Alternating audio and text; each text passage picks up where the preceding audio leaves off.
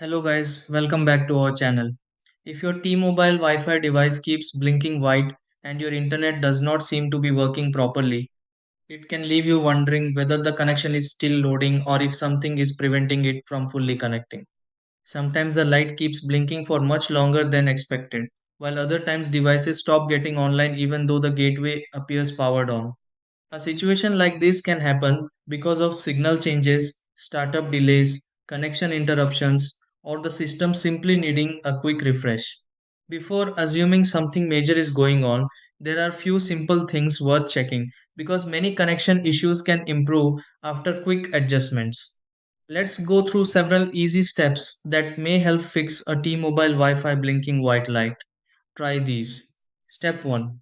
Check the signal area around the T-Mobile Wi-Fi device and place it where reception feels stronger. Step 2. Remove power from the T-Mobile Wi-Fi device for a short moment before reconnecting it again. Step 3. Move the T-Mobile Wi-Fi device closer to an open area or window if signal seems weaker indoors. Step 4. Reconnect your phone or computer to the T-Mobile Wi-Fi network after the device restarts. Step 5.